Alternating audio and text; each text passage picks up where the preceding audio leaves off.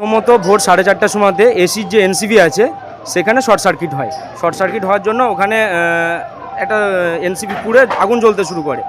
এবার সঙ্গে সঙ্গে নাইট গার্ড ওটা দেখে, নাইট গার্ড সঙ্গে সঙ্গে আরেকটা ছেলেকে ডাকে এবং আমাদের যে এক্সটিংগুইশগুলো থাকে ফায়ারের করা, সেগুলো সমস্ত ফাটিয়ে করতে শুরু করে। ততক্ষণে ইলেকট্রিক আগুন তার করেছে একজন, যে সঙ্গে সঙ্গে মেন আমাদের যে জাম্পার আছে সেটা নামিয়ে দেয়, হোটেলের বিল্ডিংয়ে কারেন্ট কাট আউট করে দেয় এবং তার আগে কি করে, তার আগে যে আমাদের কলিং বেল আছে, মানে ফায়ারের যে কলিং বেল আছে সেটা বাজিয়ে দেয়। সেটার জন্য রুমের লোক অ্যালার্ট হয়ে যায় এবং তারা বাইরে বেরোতে শুরু করে। এর ফলে দুর্ঘটনাটা বড় হয়ে গিয়েছে কীরকম, এই ধোঁয়া ওপর দিকে উঠতে শুরু করে।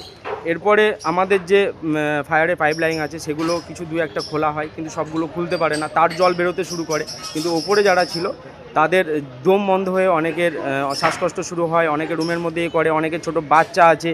পাশের হোটেল থেকে সঙ্গে সঙ্গে ফায়ারের কানেকশন নিয়ে এসে নেভানোর চেষ্টা করা হয়, কিন্তু কোনো কিছুতেই নিভছিল না। তারপরে আস্তে আস্তে নিভতে শুরু করে, ফায়ারের গাড়ি আসতেও খানিক লেট করে এবং যারা ফায়ারের এসছে তারাও ওপর যে তাদেরকে সঙ্গে সঙ্গে তাৎক্ষণিক করবে তার পর্যাপ্ত ব্যবস্থাও এদের কাছে নেই এবং করতেও করে না। আমাদের যে ডবল সিঁড়ি আছে সেই সিঁড়ি দিয়ে অনেকে নেমে এসছে, কিন্তু তার সত্ত্বেও অনেকে নামতেও পারেনি, কারণ সিঁড়ি কোন দিকে দুটো এক্সিস্টিং আছে লোকের জানা থাকে না, জানাও নেই। এবার ধুঁয়ো কালো হতে শুরু করেছে, কোন দিকে মানুষ বেরোবে এটা করে অনেকে রিসেপশন দিয়ে, মানে যেটা মেন এন্ট্রান্স প্লাস এক্সিট, সেদিকে বেরোতে শুরু করে, অনেকে তার আগুনে ঝলসে যায়। কতজন পুণ্যার্থী রয়েছে? আপাতত পুণ্যার্থী 25-30 জন পুণ্যার্থী আছে, যাত্রী আছে।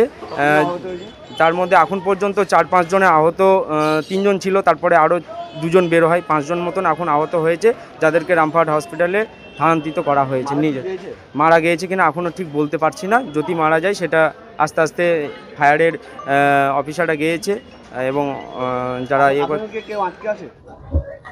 आज सुबह में 5 बजे के आसपास खबर आई तारापीठ थाने में कि ये विदेशनी लॉज में आग लग गई है। बाहर से जो आप देख पा रहे हैं कि बिल्डिंग में जेहेतु कांच के गिलास और दरवाजे के साथ बंद थी, तो बाहर की तरफ से धुआं और आग की लपटें नहीं देखी जा रही थी।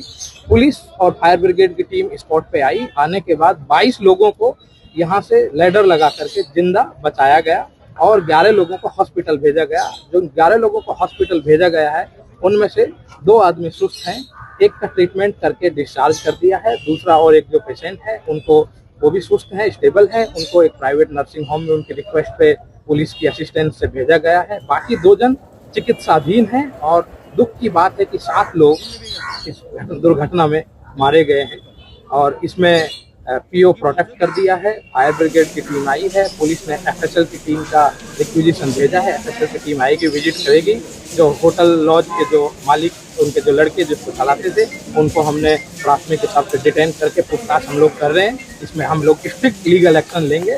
बाकी की कार्रवाई, बाकी की जो चीज़ें हैं हम लोग छानबीन में लगे हुए हैं, जैसे जैसे होगा एकदम लॉफुल, एकदम स्ट्रिक्ट एक्शन लिया जाएगा।